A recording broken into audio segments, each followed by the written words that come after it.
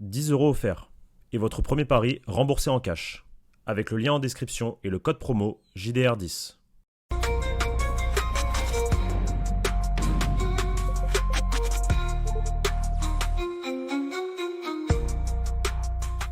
Les amis, bonjour à tous, j'espère que vous allez bien. Deuxième partie avec Thomas de Real France. On va discuter Mercato idéal Real Madrid. Ça a très bien commencé avec Trent Alexander-Arnold, Huysen, Carreras, mais c'est pas fini. Le Real Madrid nous promet un été de folie. Ça faisait longtemps qu'on attendait ça. On n'a pas eu ça l'année dernière. Cette année, on est plutôt content. Mais avant de commencer, Thomas, merci d'être là pour la première fois. Ça me fait très plaisir de t'accueillir sur la chaîne YouTube Journal du Real. Comment tu vas ? Écoute, avec grand plaisir d'abord. Puis merci à toi, je vous le répète, mais la première partie, les gars, elle est sur Real France. Voilà, regardez la première partie avant de regarder la deuxième, comme ça vous aurez totalement le film. Mais en tout cas, merci à toi, Pablo, un grand plaisir. Et puis ça va, tranquille. Tranquille, au plaisir également. Effectivement, première partie sur la chaîne de Thomas, sur Real France. Le bilan de la saison, voilà, on a fait le point un peu Mbappé, Vini. Donc je vous invite à aller la voir.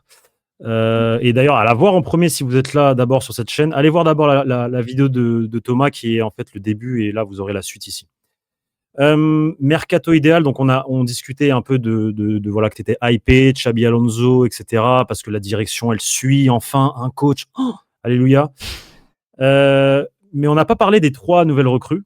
Trent Alexander-Arnold, Huysen, Carreras. Moi, la première des choses avant de te lancer sur ton mercato idéal, c'est qu'est-ce que tu en penses ? Est-ce que tu es content ? Est-ce que tu es satisfait ? Moi, je kiffe. Honnêtement, très, très sincèrement, tu vois, même si on aurait fait la vidéo, je sais pas, il y a 3 semaines, tu vois, et qu'on n'avait pas les 3 noms, bah franchement, je pense que j'aurais pas pu te sortir un meilleur début de mercato, c'est-à-dire avec 3 renforts comme ça, un mec à gauche, un mec à droite, et un mec dans l'axe, en plus un jeune prometteur. Espagnol, Carreras c'est pareil, on se dirige sur un profil en plus espagnol. On a 3 profils qui vont être très Xabi Alonso compatibles, c'est ce qu'on disait sur la fin de la première partie, un entraîneur écouté, donc vraiment Xabi va avoir toutes les cartes en main, en tout cas il va être dans les meilleures dispositions a priori pour pouvoir appliquer son style à son équipe. Voilà. Moi j'avais peur que le Real ne se bouge pas sur le côté gauche. Je me disais un central c'est possible, Trent, bon c'est depuis un moment quand même que ça va être fait, ouais. Mais je suis content de voir qu'à gauche on va avoir un pendant finalement à Trent Alexander-Arnold, parce que c'est encore plus vrai dans le foot, enfin c'est vrai dans le foot moderne, c'est encore plus vrai je pense avec Xabi Alonso et son style de jeu. Les latéraux ont un rôle très très très important, notamment sur l'animation offensive, et donc ça c'est cool. Exactement. Des latéraux pistons qui, effectivement, sur l'aspect offensif, devront monter, aussi faire les efforts au niveau du repli défensif, bien entendu, mais surtout avoir un réel rôle dans le dernier tiers du terrain. Carreras joue sous ce système-là à Benfica. Trent Alexander-Arnold, un peu moins avec Liverpool. En tout cas, ça joue une défense à 4, notamment avec Klopp. Mais il a un profil pour jouer justement piston. Et puis pour aussi alterner, moi je vois bien une variante, parce que c'est un joueur très balle au pied qui sait toucher le ballon, qui a une bonne vision, qui a une bonne patte droite. Je vois bien des variantes, un peu comme avec Luis Enrique, où parfois tu as ce switch entre le latéral droit, du coup, le piston droit, du coup, et un milieu de terrain qui serait du coup Valverde, qui passerait à droite, Trent au cœur du jeu, pour faire le jeu, pour faire la passe, truc. Ça, en fait, tactiquement, le Real Madrid, je le sens, ça va être très intéressant et je suis très content. Le duo à droite va être, et je trouve, hyper complémentaire. Valverde, Trent Alexander-Arnold. Et tu vois, sur je sais plus si c'est le dernier match ou avant-dernier match, il y avait Lucas Vazquez qui était titulaire à droite. Je sais plus c'est quel match, mais bref, on a surdominé les débats. On avait Lucas Vazquez qui était très offensif. Et moi, je regardais, je voyais Fede Valverde qui dégène naturellement, en fait, couvre le côté droit quand il a son latéral qui monte. Et donc, moi, les craintes par rapport au fait de, oui, mais Trent Alexander-Arnold, défensivement, c'est extrêmement faible, le joueur qui se fait le plus dribbler, etc., je m'en fiche, parce qu'offensivement, il va t'apporter une plus-value hors norme, et défensivement, on a, je pense, les profils au milieu de terrain pour parfaitement réussir la couverture. Mais du coup, je te pose une question. Qu'est-ce qu'on fait de Dani Carvajal ? Ah, ça, c'est... mais déjà. Moi, c'est un coup de couteau dans le cœur, là, Dani Carvajal. Mais déjà, Trent, il va falloir qu'il s'impose, parce que c'est vrai que là, on se projette. C'est vrai. Attention. T'es au Real, garçon, t'es pas Liverpool. Parce qu'effectivement, en vrai de vrai, si tu retrouves le Carvajal de la saison passée, donc du très très bon Carvajal, moi je pense que Trent, en l'occurrence, après ça dépend comment tu vas jouer, mais si tu pars du principe que tu joues dans une défense à 4, Carvajal, c'est au-dessus de Trent Alexander pour moi. Parce qu'offensivement, Carvajal Bien apporte sûr, aussi énormément et bien défensivement, sûr. il est beaucoup plus solide. Donc, ça va être intéressant. Ça va être très très intéressant. Mais après, tu peux aussi avoir des variantes. On verra bien. Si je joue avec 3 défenseurs, on en reparlera un peu plus après. Mais tu joues à 3 derrière, Carvajal, tu peux te dire que tu peux l'utiliser Le axe réaxé. droit dans une Ouais, défense ouais, à ouais, 3. ouais. Donc, ça va t'ouvrir ton champ de possibilités. Et puis, bah, voilà, tu vas avoir enfin deux gros latéraux. Mais même si, attention, Carvajal, voilà, il revient d'une grave blessure. Il a un âge avancé, entre guillemets, dans une carrière de footballeur. On ne sait pas aussi comment il va revenir. On n'a pas de certitude non plus sur le fait que Carvajal, tu vois, revienne à son top. Hein. Ravi de savoir que j'ai un âge avancé. Pardon. J'ai le même âge que Carvajal. Euh, C'est pour ça que j'ai précisé dans une carrière, tu vois. Je me suis dit, je vais pas non, offenser mais les gens. écoute, non, mais c'est vrai que, a priori, ça devrait être une ligne de 3 derrière avec Xabi Alonso comme il a fait au Bayer Leverkusen et comme il l'a fait avant avec Moi, je ses pense pas, différentes tu vois. équipes. Ah ouais? Non. Bah du coup, c'est la fin de partie de cette vidéo va être intéressante. Mm.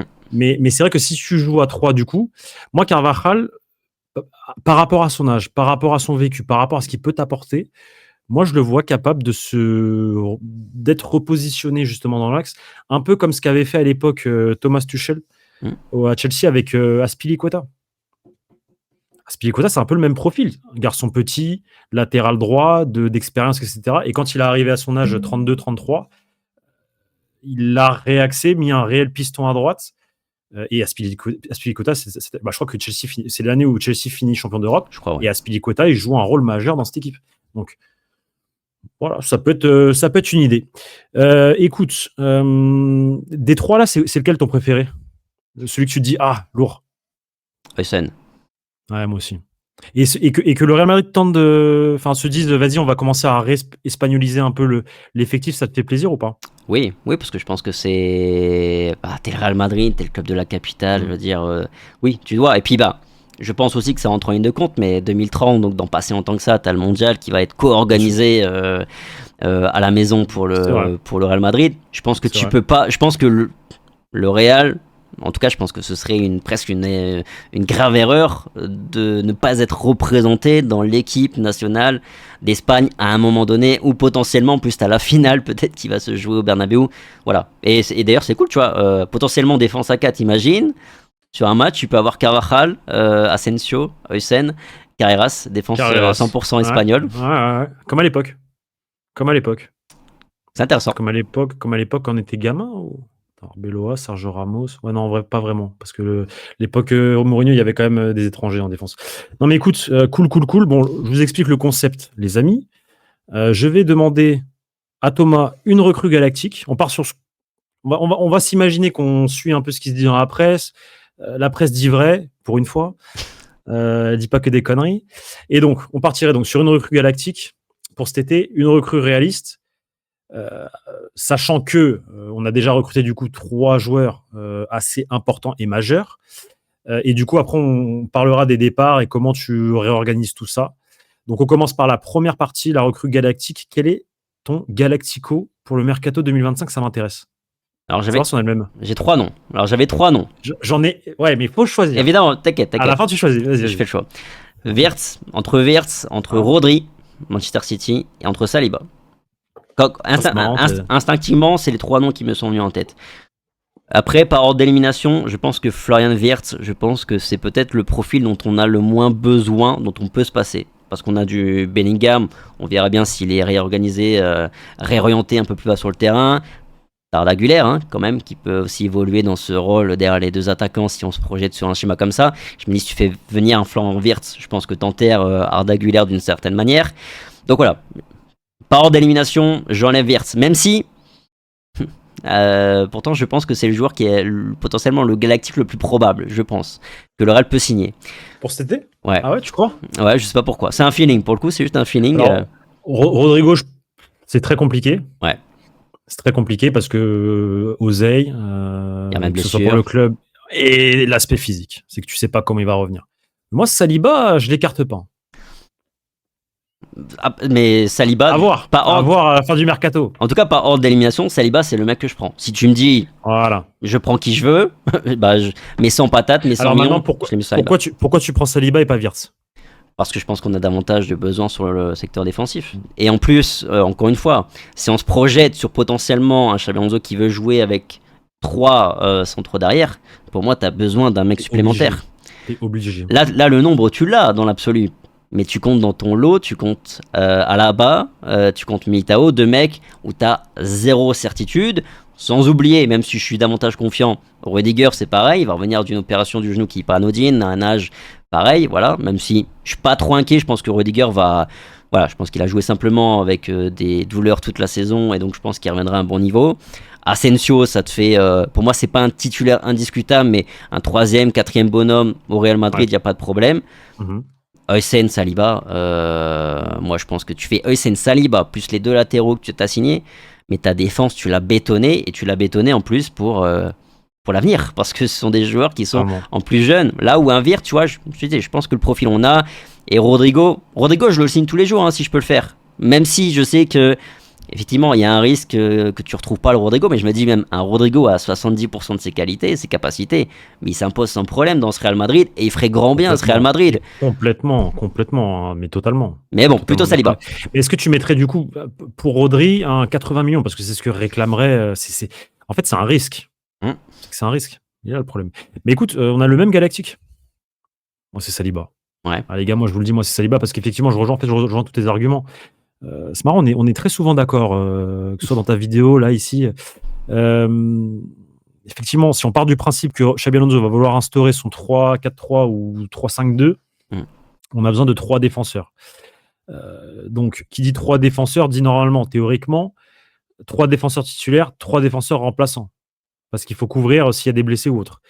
À l'instant T, donc tu l'as dit, Raúl Asensio, Heusen, Rudiger qui a de l'arthrose, Alaba qui est sur une jambe, 4, et les jeunes. Jacobo Ramon, Joan Martinez qui va revenir, à voir comment il revient le gamin. Bon, a priori, vu que c'est un enfant, c'est un gamin. Le corps évolue bien mieux que quand tu as la trentaine et que tu te fais la même blessure. Donc ça devrait le faire, puis il a dû se muscler, donc c'est plutôt positif. Ouais, Saliba, c'est ton patron. C'est ton patron, le mec. Saison 2, il enchaîne les saisons de malade à Arsenal. Lui-même a besoin de passer ce step pour dire à la terre entière, c'est moi le patron en défense, je suis le meilleur défenseur du monde. Et ça match avec le Real Madrid, encore une fois, côté français, Saliba. Il vient de Bondy, comme Kylian. C'est parfait.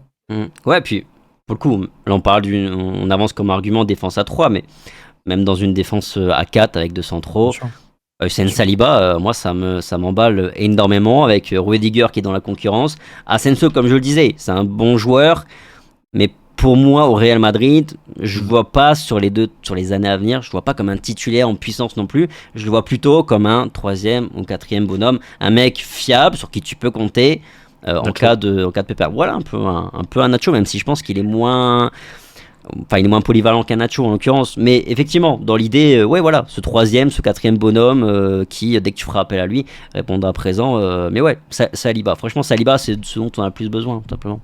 Exactement. Écoute, on va passer à la deuxième partie, la recrue réaliste. T'as quoi? T'as encore 3 choix comme tout à l'heure? Non, là c'est assez clair dans mon esprit. Steeler, Angelo Steeler, le joueur, le jeune allemand là qu'on compare un petit peu à Toni Kroos. Alors si je suis parfaitement honnête, son style. Je le connaissais pas tant que ça, ce joueur-là. Enfin, même pas du tout en vrai. Je vais pas mentir, pas du tout. Mais je me suis renseigné pas mal du coup ces dernières semaines, ces derniers jours, tout que on m'en parlait beaucoup. On me disait regarde Steeler. Il y a eu des petites rumeurs aussi avec le Real Madrid.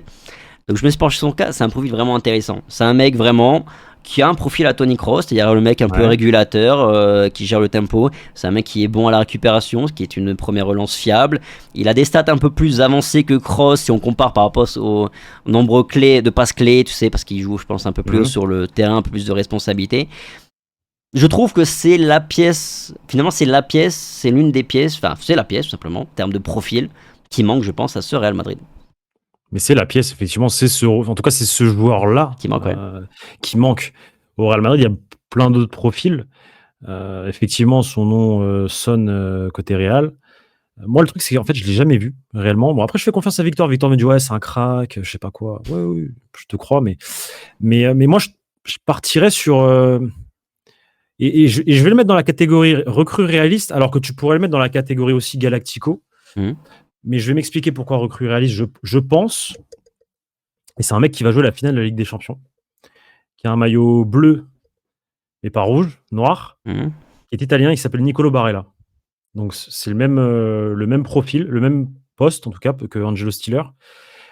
C'est un joueur beaucoup plus expérimenté, qui a déjà prouvé, qui est à un niveau pour moi exceptionnel. Et je pense que c'est un mec que tu peux recruter pour du 60-80 millions, si tu négocies bien le truc. Je suis pas certain que l'Inter le lâcherait pour du 120, 130 ou 140, parce que tu as déjà son âge. 28 ans, c'est déjà assez conséquent. Et même l'Inter pourrait se dire, ah, c'est peut-être le bon moment de le vendre, parce qu'il a son âge. Tu vois, tu recrutes Nicolo Barella, tu en as pour 4-5 ans. Mhm. Et c'est vraiment, effectivement, comme tu l'as dit, cette pièce fondamentale qui manque au Real Madrid, ce connecteur entre la défense, le milieu de terrain, l'attaque, expérimenté.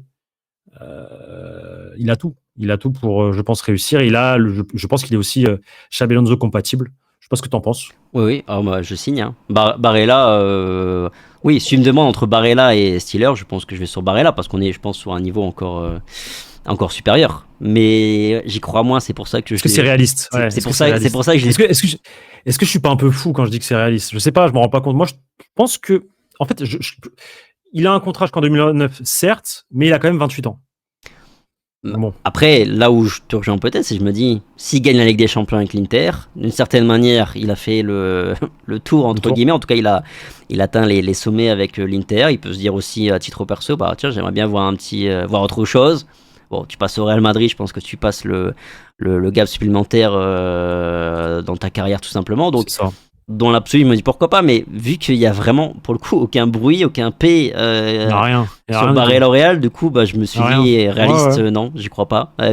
Et pourtant, on a déjà eu une trentaine de noms hein, sur le mercato Ouais. du Real. On va signer Mais pas lui, pareil là.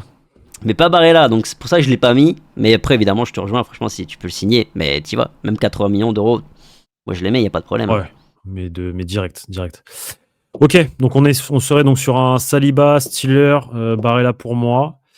Je pense que 5 recrues, ça suffit, non? Ou t'en demandes une autre?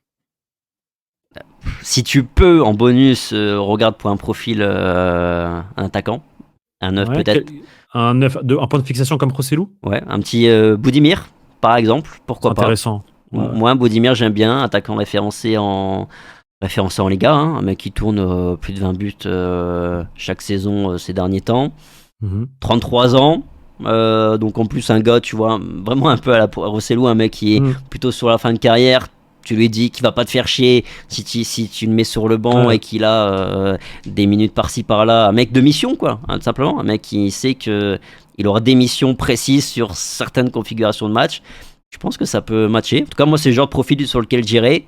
Ou après, potentiellement, sinon, j'intègre un Gonzalo. On parlera après, j'imagine, avec les joueurs potentiellement qu'on laisse partir, Hendrik, tout ça. Sinon, moi, j'intègre Gonzalo, qui est peut-être ce profil un peu plus à la Rossellou. Alors, évidemment, il n'a pas du tout la même carrure, il n'est pas impressionnant, mais Gonzalo, c'est un très bon joueur de tête, un mec de surface. Je me dis, ça peut être aussi ce profil, cette petite alternative. Après, il est jeune, il est très jeune, ça va être compliqué quand même d'avoir des exigences similaires, par exemple, à celles que tu pourrais avoir avec un Boudimir qui est beaucoup plus référencé, plus d'expérience.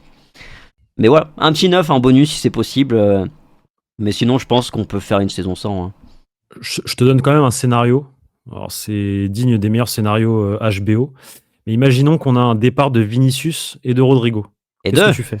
Les deux Les deux. Bah, je vais chercher du lourd. Hein. Je sais qui. Mais qui, du coup? Moi, c'est ça que je te pose la question. C'est qui? Qui Ah, tu me poses. C'est dur, là. Ah, tu me poses. C'est Là, dur. celle-là, je l'ai pas vu venir. Tu m'aurais dit juste, je vais en Rodrigo. Non. Les deux. Moi, scénario. Vini, Real, ils s'entendent pas sur le Real veut pas mettre ce que Vini réclame. L'Arabie Saoudite met le pressing. Mais là, la première ligue qui arrive, je sais pas, gros Manchester United, ouais, Vini, t'es ma star, truc. Allez, go. 150 millions, 180 millions, il part. Rodrigo, on le sait tous. Voilà, City ou Arsenal. Il choisit, allez, go, je vais à City. Les deux partent. Tu récupères, on va dire, 150, 180 millions pour Vini, plus le salaire, et tu récupères aux alentours de 100 millions, 120 millions pour Rodrigo dans l'idéal. Tu as quasiment 250 millions, 300 millions à réinvestir, Je, plus l'économie de deux salaires. je pense que tu vas pas le voir venir. Je tente un coup. Julián Alvarez de Atlético. Ah, c'est pas mal ça. Parce que je le vois très, très Mbappé compatible pour le coup. Surtout que c'est un joueur qui a toujours voulu jouer au Real Madrid. Voilà. Désolé pour notre très cher Colchoneros, mais. Il est à l'Atlético, donc je vois la barrière moins difficile à Sa clause, elle franchir. est à combien? Bonne question. Attends, je vais regarder. Aucune idée. Mais ouais, Julián Alvarez. Je pense que je tente le coup, Julián Alvarez. Déjà l'année dernière, je pense que. Enfin, avant qu'il parte à Atlético, je pense que ça aurait été pas mal de se positionner sur ce profil-là. Par exemple, Ouais. après, le Real a fait le choix de Mbappé. Encore une fois, on l'avait dit sur la précédente vidéo, mais si tu vas chercher Mbappé, si tu voulais pas te faire Mbappé ton centre du projet, tu serais allé plutôt sur un profil Haaland, Alvarez, du très Vinicius compatible avec Rodrigo. Ouais, moi je pense que je tente Julián Alvarez et après potentiellement, pourquoi pas un Wirtz en l'occurrence, Mais à un moment exactement, ça peut être très intéressant également. parce que Wirtz Mais, profil différent à Rodrigo, mais je me dis pourquoi pas. alors, je sais pas qui sort ça, il n'y a pas la source dans le papier, mais apparemment, il aurait une clause à hauteur de 150 millions. Bon, je la fais Julián péter, Alvarez, donc c'est. la pète. Ouais, je la fais péter. Surtout qu'il mérite, Atlético. Qu'on leur fasse chier un peu. Il mérite. Ça fait longtemps qu'il n'y a pas eu ça entre les deux clubs, donc ça serait marrant, effectivement. Surtout que tu sais que Julián Alvarez, l'année dernière, il attend un long moment avant de se décider pour l'Atlético Madrid parce qu'il voulait le Real. Donc c'est un joueur qui. Et qui a le profil Real Madrid, je trouve. C'est un joueur discret, charbonneur, qui marque des buts. Je te retourne la question du coup. Qui je vais chercher, moi? Julián Moi, je Alvarez. l'ai déjà dit. Non, écoute, Julián Alvarez, c'est une très belle idée. En fait, j'hésiterais entre lui, parce qu'effectivement, 150 millions, ça va, c'est accessible. Et forcément, celui que je veux depuis maintenant très longtemps, Erling Haaland. Ah, avec Mbappé. Ouais, bien sûr, la question c'est est-ce qu'il est compatible avec Mbappé ou autre? Moi, je te dis que les deux peuvent jouer ensemble. J'en suis certain. Maintenant, encore une fois, il faudrait qu'Haaland arrive et ils se disent ok, c'est pas moi la star. Ma star, c'est Mbappé. Mais je suis persuadé, même très certain, qu'en tout cas, il y a une partie des deux, il y en a un des deux qui serait OK pour jouer avec l'autre. Ouais, mais moi je les vois. Pour le coup, là, je les vois pas compatibles. Ouais, c'est compliqué. Après, ça serait compliqué à gérer pour Xabi Alonso tactiquement. Parce que t'as deux joueurs qui sont des mecs en bout de chaîne, des buteurs, hein, tout simplement, des mecs qui aiment le but. Là où, par exemple, un Vinicius ou un Julián Alvarez sont des mecs qui vont davantage bonifier en fait le mec qui est à côté d'eux. Tandis que ce soit Haaland, c'est un joueur qui bonifie en rien ton collectif.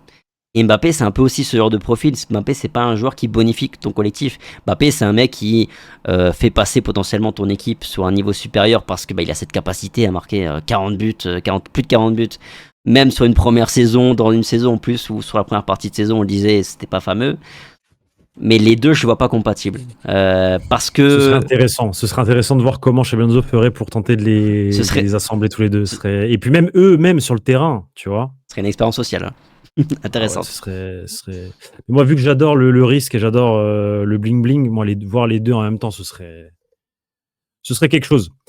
On va passer à la avant-dernière partie, les départs. Voilà. Donc, on le rappelle. On a Trent Alexander-Arnold, on a Huysen, on a Carreras, notre recrue galactique Saliba pour renforcer notre défense. Ça fait beaucoup d'argent dépensé. On va partir sur Angelo Stiller comme recrue au milieu de terrain, donc on est sur du 40-50 millions. Mais forcément, le Real Madrid doit vendre pour équilibrer les comptes. Où est-ce que tu vas chercher de l'argent dans cet effectif? Moi, déjà, Ceballos, ça peut partir. Sans aucun problème.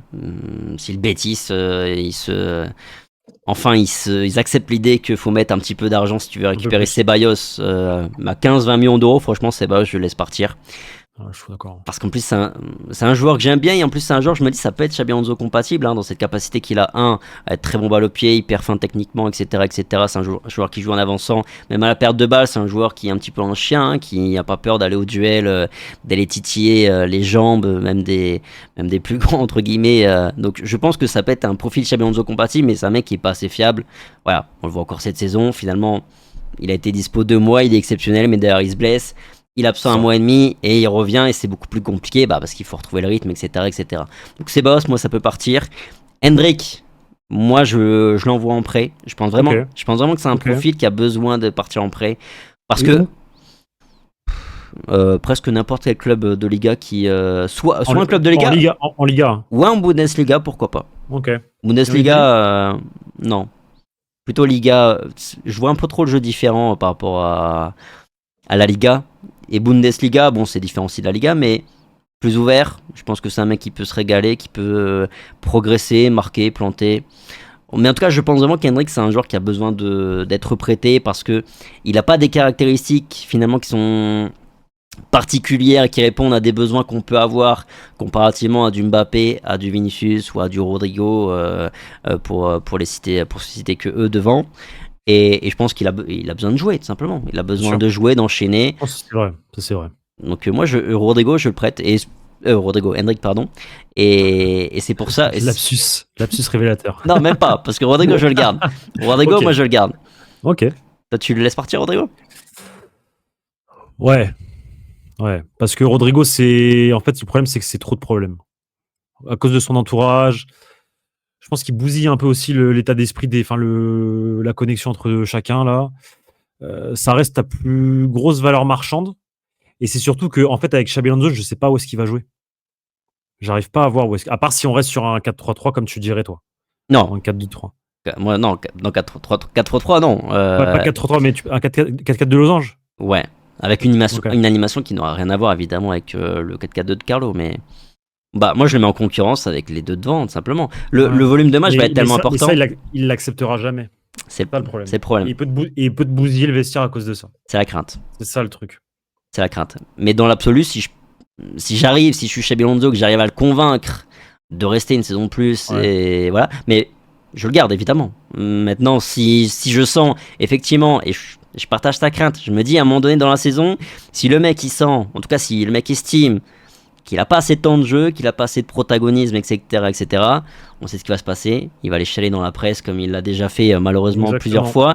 Et oui, tu peux te dire qu'à un moment donné, ça peut créer des petites tensions aussi qui vont jusqu'au vestiaire. Ça peut pourrir un petit peu une ambiance.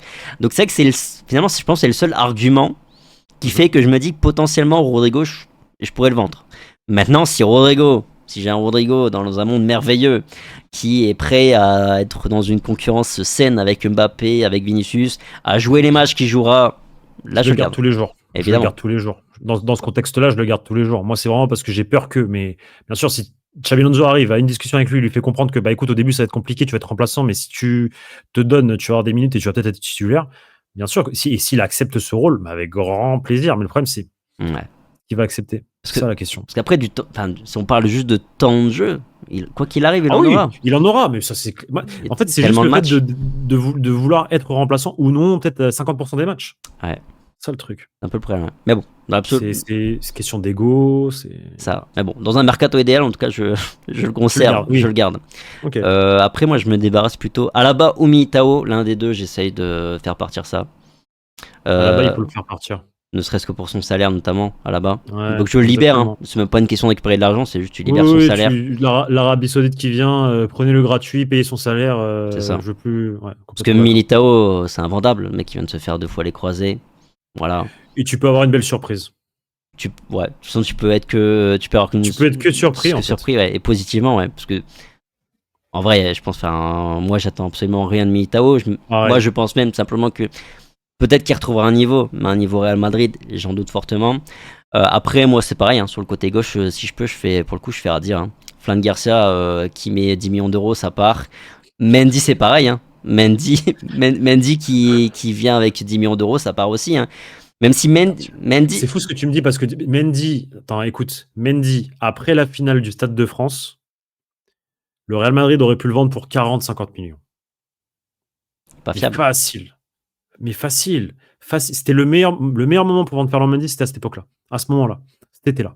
Et ils l'ont pas fait. Et là, tu me dis 10 millions. Et je pense que c'est à 10-15 millions, il part, quoi. Pas plus. Parce que t'as pas de club qui vont vouloir mettre autant pour un mec pas fiable. Ah non. Physiquement. Parce que tu vois, autant l'année dernière, par exemple, pareil, il avait été blessé toute la première partie de saison. Mais malgré tout, l'année dernière, sur le moment clé de la saison, les matchs de Ligue des Champions, etc., il était là. Et il avait été bon en plus de surcroît. Le problème, c'est qu'à un moment donné, tu peux pas te projeter, tu peux pas projeter à chaque fois de tes saisons en te disant, alors ce mec-là, s'il est au top, il va te faire un grand bien parce que défensivement, il y a personne qui est meilleur que lui à son poste. Mais par contre, le mec, il est là une fois sur. Il est là 2, 3, 4 mois dans la Mm. saison. Mm. En plus, bah, c'est lancé de pièces parce que bah, c'est peut-être qu'il sera là sur le moment clé. Et dans ce cas-là, bah, tu te dis, bon, ça atténue un peu le mal. Mais s'il est pas là comme cette saison, bah, sur les moments clés de la saison, bah, en plus, quand t'as pas de doublure fiable, bah, c'est très très compliqué. Donc, moi, les deux, ça peut partir. Et tu vois, je fais Carrera, c'est à la limite. Hein. Après, dans aucun monde, je pense que les deux partent. Hein, mais moi, dans un monde idéal, bah, tu vois, Miguel. je tente Miguel. Pour que dalle, je me dis avec Xabi Alonso, ça peut être pas mal. Il a un profil plutôt intéressant, style Xabi Alonso. Je tente. Hein. Tu veux que je te dise quelque chose? Moi, pour moi, il est meilleur que Carreras. Ça, Miguel? ouais, mais après, ça, c'est mon avis à moi. J'adore Miguel. J'adore Miguel. Et en plus de ça, il a un potentiel, du coup, sélectionnable. Bon, après, Carreras aussi, les deux, en vrai. Mais ce qu'il a proposé au JO l'année dernière à Paris, champion olympique, etc. Grosse saison l'année dernière avec Girona. Alors, cette année, un peu moins. Il y a eu des blessures aussi. Il fallait gérer Ligue des Champions, Liga. Miguel Gutiérrez, c'est un profil très intéressant. C'est un mec de la maison. Et en fait, c'est que 8 millions. Mais le problème, c'est qu'on a un président qui n'en veut pas. Donc, si le président a dit non, il a dit non. Ouais. C'est triste. Parce que moi, je tenterai. Totalement. Je le vois pas plus fort que Carreras. Et j'ai même des doutes sur le fait qu'il puisse réussir vraiment S'imposer. au Real Madrid. S'imposer. Je me dis, ça peut même être une Flan Garcia bis, même si Ouais, offensivement, je pense qu'il est meilleur bien que meilleur. Flan Garcia. Mais défensivement, c'est pareil, c'est friable. Donc, je suis pas sûr de sa réussite, mais bon, pour 8 millions d'euros, vas-y, je tente le coup. Voilà, Ouais, bien sûr. je tente le coup. Intéressant. Et au milieu de terrain, tiens, ce qu'on parlait dans la partie 1 de Kamavinga, de Tchouaméni, qu'est-ce que tu fais?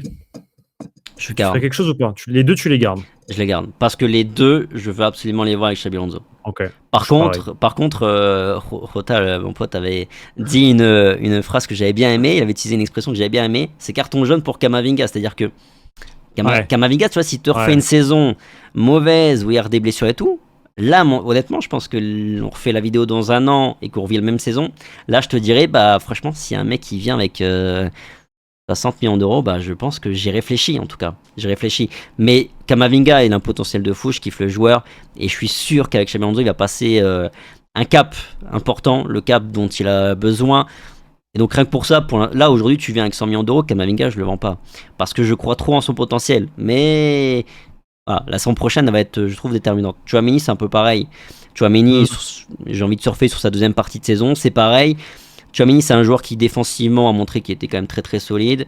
Offensivement, balle au pied, on voit qu'il est, il a quand même des trucs. Techniquement, c'est pas une saucisse comme Non. je le vois beaucoup, Non. je le lis beaucoup parce que c'est un joueur qui a montré, alors évidemment trop peu, mais qui a cette qualité de passe, qui est capable de faire des vraies passes vers l'avant, même des passes décisives, des passes clés. Après, est-ce qu'il est bridé aussi par son rôle aussi, je sais pas. Mais en tout cas, je le conserve, tu vois, Méni, c'est pareil. Je lui laisse une chance avec. Enfin, je laisse une chance. Pour le coup, lui, il a vraiment mérité parce qu'il a été bon sur la deuxième partie de saison. Pareil, je vais voir avec Chouameni, avec Xabi Alonso, même si on verra après, mais dans un 11, si je fais venir Steeler, selon la réorganisation tactique, Chouameni, c'est pas sûr d'être Justement, titulaire. on va y venir, parce que j'ai une dernière question dans tout ça, c'est le cas Vinicius Junior. Est-ce que tu envoies ce qu'il demande? Est-ce que tu le prolonges et tu t'accèdes à ses demandes et tu le gardes, quoi, tout simplement? Parce qu'en vrai de vrai, s'il n'y a pas d'accord avec son contrat, il a un contrat qui se termine en 2027, donc l'année prochaine, il lui restera un an, il pourra mettre la pression, il pourra partir moins cher. Est-ce que ce serait pas le meilleur moment de le vendre vu que... Voilà. Non. T'en fais quoi de Vini? Non, je vends pas. Je vends pas et je réponds pas non plus à ses attentes.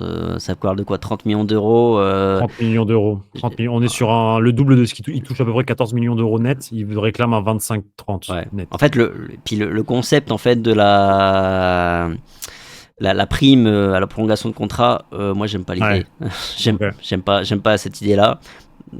D'ailleurs, je te pose la question, peut-être que tu as l'information, mais est-ce que ça a déjà existé au Real Madrid, prime pour une prolongation de contrat? Perso, j'ai pas souvenir. Hein. Pour une prolongation de contrat? Non, jamais. Jamais. Tu prolonges avec un salaire qui augmente, mais tu touches pas une prime. C'est ce que Mbappé avait au PSG, mais je vois en fait, je vois ce qu'il réclame. Comme Mbappé. En fait, il essaye de faire exactement ce que Mbappé a eu. Mbappé, il a touché, j'estime, une prime à la signature entre 100 et 150 millions. Donc j'estime, échelonné sur du coup 5 ans son contrat. Donc j'estime qu'il touche entre 25 et 30 millions de primes, plus son salaire net, 15, donc 45. Donc lui, en fait, il réclame la même chose. Il réclame peut-être un salaire plus élevé, et derrière, effectivement, cette prime qui lui permettrait de toucher quasiment ce que touche. Mais c'est complètement lunaire. Même Cristiano Ronaldo n'a jamais demandé ça. Non, mais mais je le vends pas, non, je le vends pas. Je le vends pas. Je prends le risque parce qu'en plus, tu vois, c'est l'Arabie Saoudite quand même qui est plutôt derrière. Je pense que même s'il arrive à te mettre la pression à un an de ton contrat, de la fin de son contrat, tu vois, je pense que l'Arabie Saoudite, quoi qu'il arrive, ils mettront suffisamment d'argent pour que toi tu te sentes pas lésé Bien sûr. dans une vente C'est vrai. d'une de tes superstars. Ouais, c'est vrai. En c'est plus, vrai. tu vois, il y a le facteur Vinicius, si tu le vends dans 2-3 ans à l'Arabie Saoudite, en plus, tu vois, c'est même pas le mec, tu vas le retrouver face à toi tous les week-ends en Ligue des Champions. C'est vrai.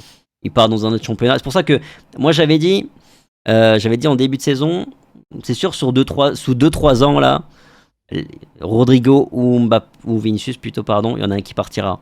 Évidemment Forcément. que le plus probable c'est Rodrigo, mais je me dis aussi qu'il y a un monde où si Rodrigo tient encore cette saison, peut-être que l'année prochaine ou dans 2 ans, c'est Vinicius plutôt qui partira et potentiellement Rodrigo se dira bah tiens, la place se libère à gauche.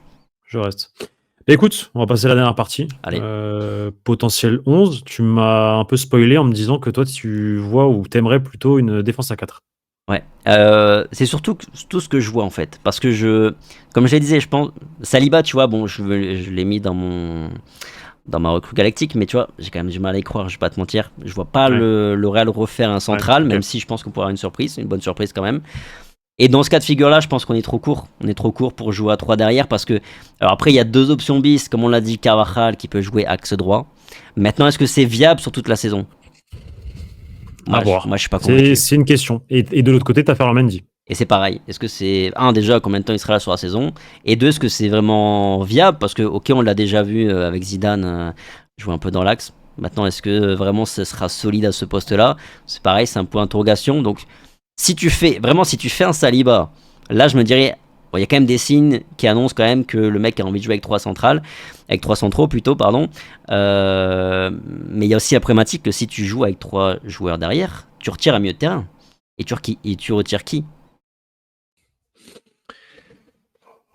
Moi, je retire, parce que moi, je partirais sur une défense à 3, dans le cas où j'ai Saliba.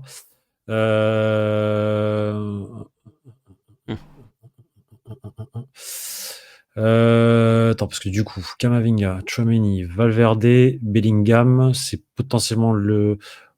Camavinga.